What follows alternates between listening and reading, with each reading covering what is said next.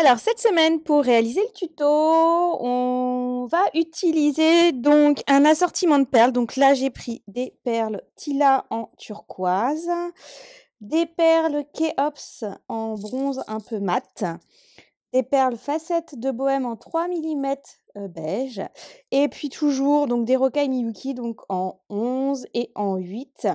Pour le tissage, donc vous aurez besoin de votre métier à tisser forcément. Au niveau des fils, donc pour le tissage au métier, on va partir sur le fil Célon, c'est celui que j'utilise, tout le temps quand je fais des tissages et pour le tissage brick stitch sur le côté, le fil Miyuki. Et puis bien sûr, vous aurez besoin donc de vos embouts coulissants, d'un mousqueton, d'anneaux, de vos aiguilles, de votre colle, ciment avec son petit embout de précision pour venir, terminer le tissage de perles et au niveau des outils, donc votre coupe-fil et vos pinces. Allez, c'est parti!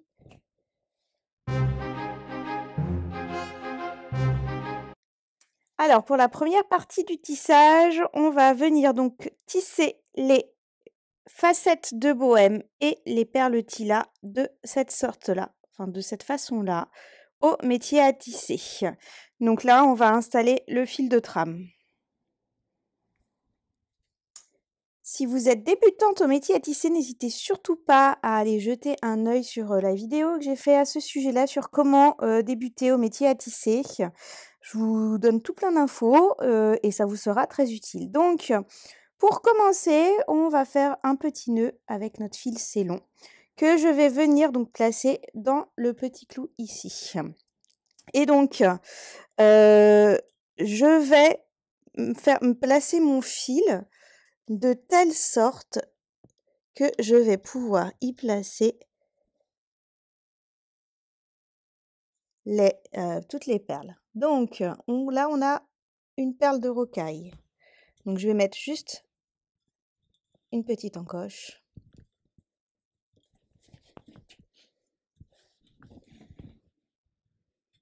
Ensuite, j'ai la facette.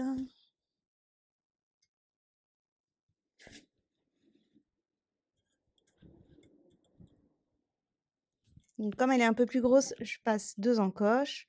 Ensuite, j'ai une petite perle de rocaille, donc je fais une encoche. Là, j'ai la Tila, donc comme elle est un peu plus grosse, je laisse 3 encoches. Et donc, je repars sur une encoche pour la Miyuki, 2 encoches pour la facette et une encoche pour la rocaille. Voilà. Et une fois qu'on est arrivé là, on passe et on vient faire un petit nœud. Et donc, une fois que vous avez installé votre fil de trame, ça donne ça. Donc, comme vous pouvez le voir, donc là, j'ai fait... Donc là, on va y mettre la rocaille. Donc, j'ai pris juste une petite encoche. Comme je vais mettre une facette un peu plus grosse, j'ai pris donc 2 encoches. Je suis repartie sur une pour la rocaille. Là, sur 3 pour la perle Tila. Et une fois que j'ai fait ça, je repars dans l'autre sens. Donc, une pour la rocaille, 2 pour la perle facette et une pour la rocaille. Voilà, donc là maintenant, on va commencer le tissage. Alors du coup, pour débuter le tissage, bien sûr, vous prenez une longueur de fil suffisamment importante et vous allez venir donc enfiler 11 perles de rocaille Miyuki. Ça va être le premier rang et c'est ce premier rang qui nous permettra de venir passer l'embout coulissant. Donc vous avez vos 11 perles et donc là, vous venez placer comme de cette façon-là dans le métier. Voilà. Et vous tirez.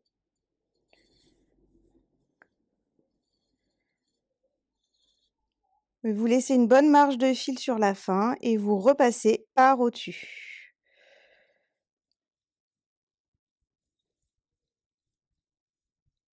Donc voilà, donc là vous avez votre première ligne.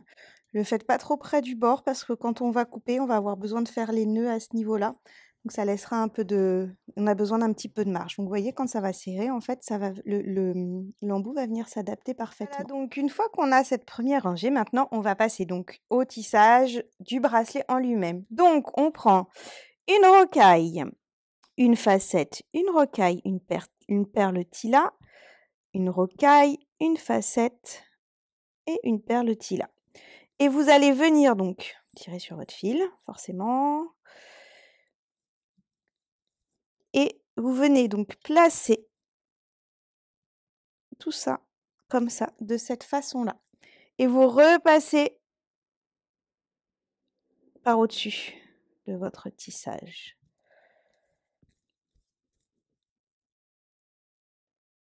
Serrez pas trop, s'il faut qu'il ait quand même un petit peu de souplesse. Et donc là, en fait, on va, pour refaire la deuxième rang et repasser dans la tilla, donc vous faites juste la rocaille, la facette, la rocaille. Vous venez, vous passez toujours en dessous. Là, c'est en plusieurs étapes. Hop, donc ça vient se positionner. Ça fait quelques nœuds et du coup, vous reprenez une rocaille, une facette et une rocaille que vous repassez. Et donc, enfin pas que vous repassez, mais et là, vous repassez par au-dessus. Comme ceci. Donc, on vient de faire la première rangée. Et tout simplement, on va continuer comme ça jusqu'à arriver à la longueur souhaitée.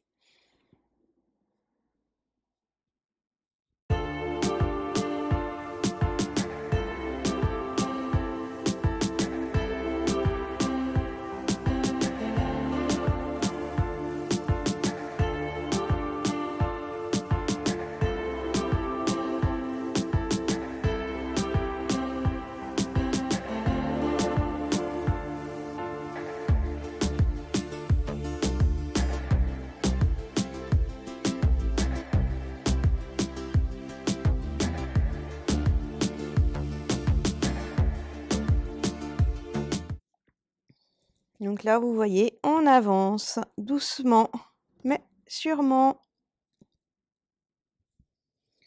Donc n'hésitez surtout pas à mesurer en cours de route votre manchette. Moi, je vais me baser sur 14 centimètres en sachant que j'utilise un mousqueton et une chaîne de rallonge. Donc du coup, même si c'est un peu court, je pourrais l'adapter correctement avec la chaîne. Donc là, vous voyez, j'en ai déjà fait la moitié et je continue. Ah, et sinon, ma petite astuce à moi pour éviter de me casser le dos quand je fais du métier à tisser, c'est d'installer mon métier sur un porte-tablette Ikea. Et du coup, en fait, ça me permet juste d'avoir les yeux parfaitement en face du tissage et de voir ce que je fais. Et ça m'évite aussi quand j'arrive sur le haut du tissage de trop me pencher et de me casser le dos, clairement. Donc voilà, ça c'est ma petite astuce à moi et honnêtement, si vous tissez beaucoup, je vous la conseille fortement parce que ça facilite énormément les choses.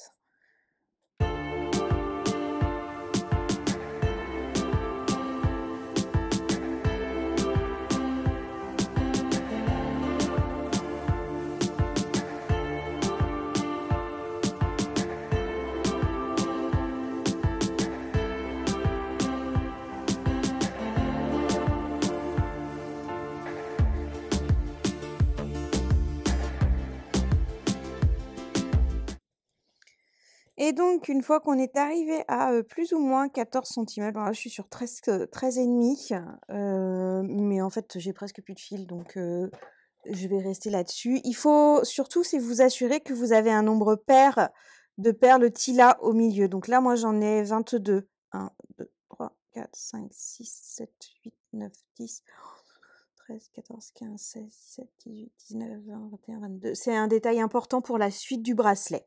Donc une fois que vous avez terminé donc de tisser votre bracelet, on va refaire donc cette petite rangée de fin, celle-ci. On va refaire donc cette rangée-là pour pouvoir y enfiler l'embout coulissant. Donc bah pareil, vous prenez 11 perles.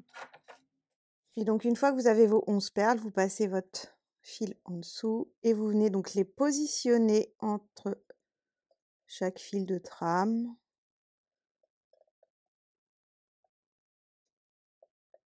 Donc, voilà.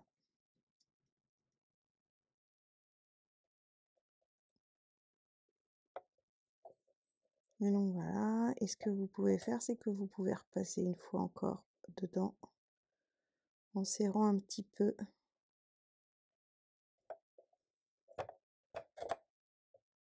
Comme ceci. Et vous pouvez faire un petit nœud ici aussi. Là, c'est parce que je suis vraiment en fin de fil que je fais ça. Voilà. Et on va faire la même chose en bas.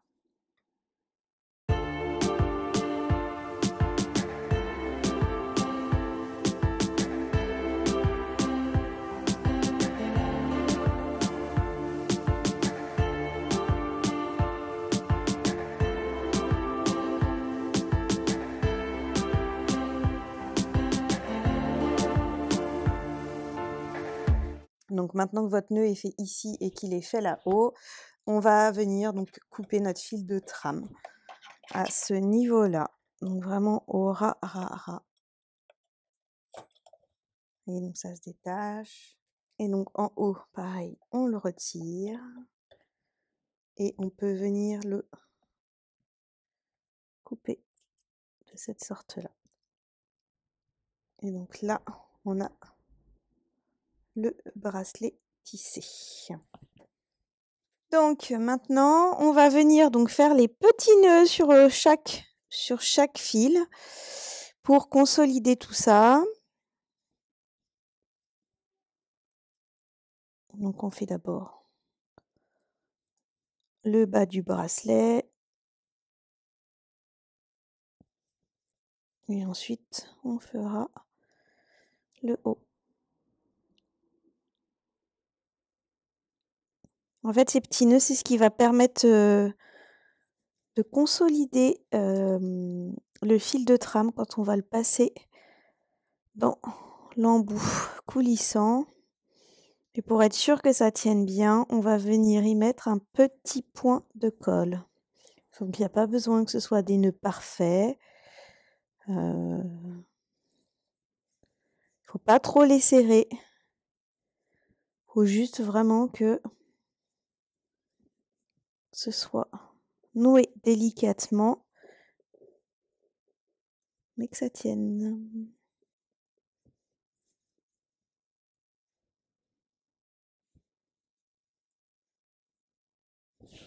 Donc voilà, donc là j'ai fait cette partie-là. Je vais retourner mon bracelet et je vais faire l'autre partie. Donc ça va être plus simple parce que j'ai plus de fils.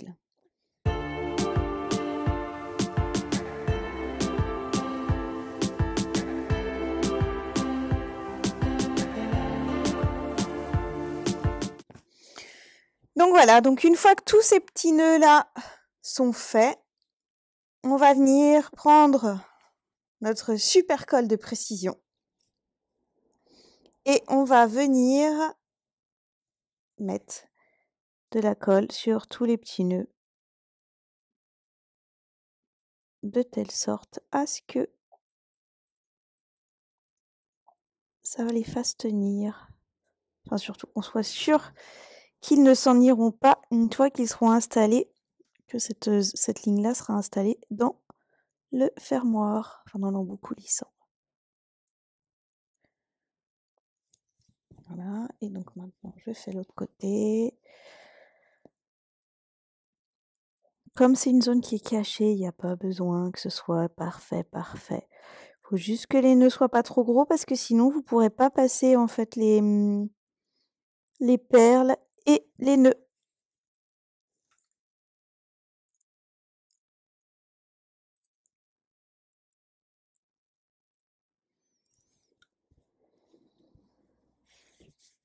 Et voilà, maintenant que ça c'est fait, et ben il faut attendre que ces petites choses-là sèchent et ensuite on viendra y placer nos embouts coulissants, nos anneaux, notre mousqueton et notre chaîne de rallonge. Il n'y a plus qu'à attendre. Maintenant que c'est sec, hop, vous prenez votre coupe-fil, vous prenez vos petits ciseaux et vous venez couper alors à ras tout en laissant un petit peu de fil quand même qui dépasse. Et vous faites la même chose de l'autre côté.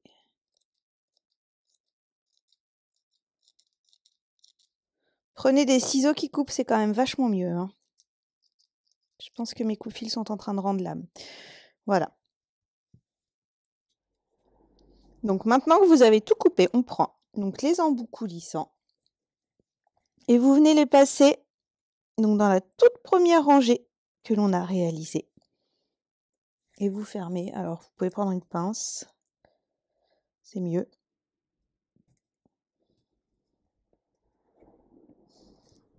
Donc là, on vient de mettre le premier embout. Vous mettez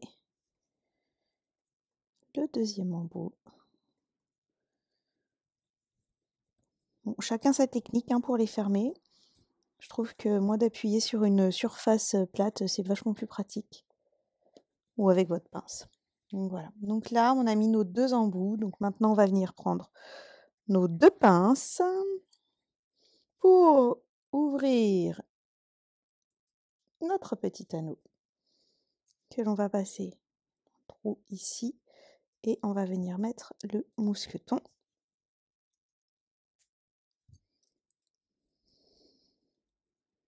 Voilà, et on fait la même chose. Donc, on fait la même chose de l'autre côté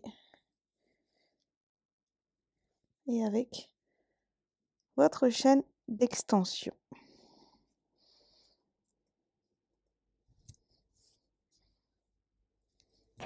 Et donc voilà, donc là vous venez de réaliser donc la première étape de la manchette. Alors si vous voulez pas aller plus loin, eh bien vous avez le droit à une jolie manchette en perles facettes de bohème et perles Tila et rocaille Miyuki. Ou alors si vous avez envie de savoir comment l'agrémenter avec des jolies perles Kéops qui sont comme ceci, c'est par là.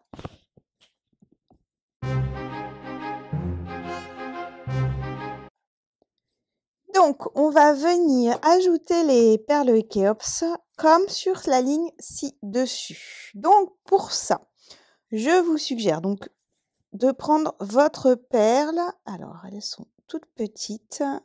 En fait, vous la prenez donc par un des trous ici, que vous allez venir placer là, ici, à ce niveau-là, donc dans les deuxièmes perles. Et vous allez donc tirer. La perle, elle va venir se positionner et vous laissez bien sûr 15 à 20 cm de fil de l'autre côté. Et donc, une fois que votre perle est là, vous repassez dans les perles d'à côté. Et donc là, vous allez remonter. C'est la première perle, hein. C'est toujours un peu fastidieux les premières perles, mais après ça va. Dans les premières perles, voilà. Et donc vous voyez, la perle, la Kéops, elle vient se placer. Et donc, une fois que vous avez fait cette première étape-là, vous prenez une rocaille 11, une rocaille 8, une rocaille 11, et vous venez donc replacer votre aiguille dans la Kéops. Vous arrivez là. Et donc, vous n'allez pas. Donc, vous allez, je ne sais pas si vous voyez bien, sauter une perle. Donc, on ne va pas passer dans celle-ci, on va passer dans celle d'à côté. Hop. Et vous allez remonter comme ceci.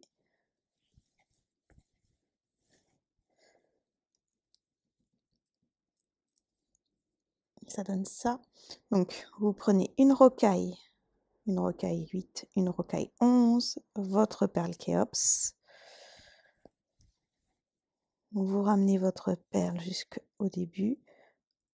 Votre fil ressort ici. Vous sautez une perle et vous venez l'ajouter. Donc, c'est... Et ça se positionne et vous replacez.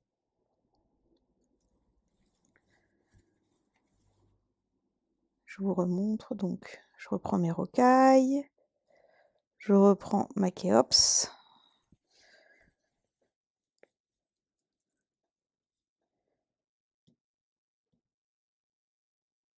Et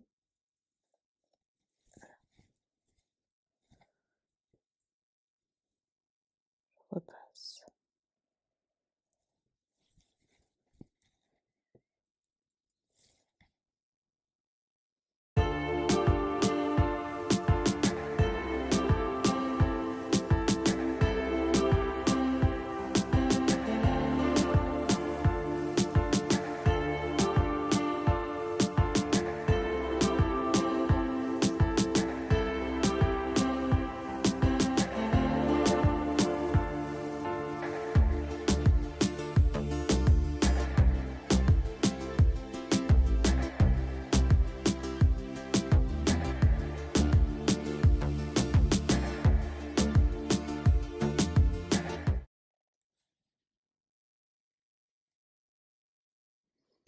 Et donc là, on vient de mettre la dernière perle Khéops. Et une fois que vous êtes là, il ne vous reste plus qu'à prendre une rocaille 11, une rocaille 8, une rocaille 11 et de venir les passer, donc pas ici, mais dans le dernier rang. Et voilà ce que ça vous donne. Et en fait, pour terminer, du coup, vous repassez vos fils dans les perles à côté, sur quelques rangs.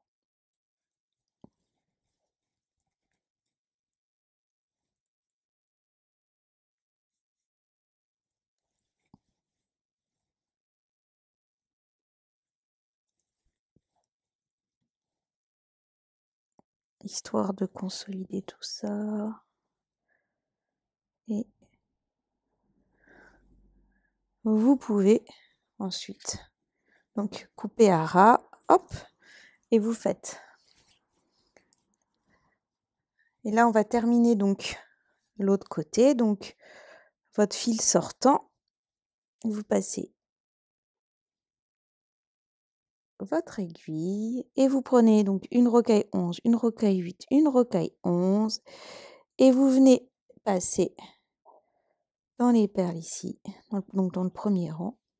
Et ça vous fait votre petit assortiment de perles et vous pouvez repasser une fois de plus. Hop. Et pareil que l'autre côté. Vous repassez dans les perles et vous venez couper à ras. Et là, je viens couper à ras de celle-ci. Et voilà. Et voilà, vous venez de réaliser votre jolie manchette. Alors, elle est vraiment très jolie, comme vous pouvez le voir. Le fait de tisser en fait les perles Khéops sur le côté, ça finit le bracelet. Et bien sûr, ça c'est ma version, mais vous pouvez utiliser les couleurs que vous le souhaitez. Maintenant, c'est à vous!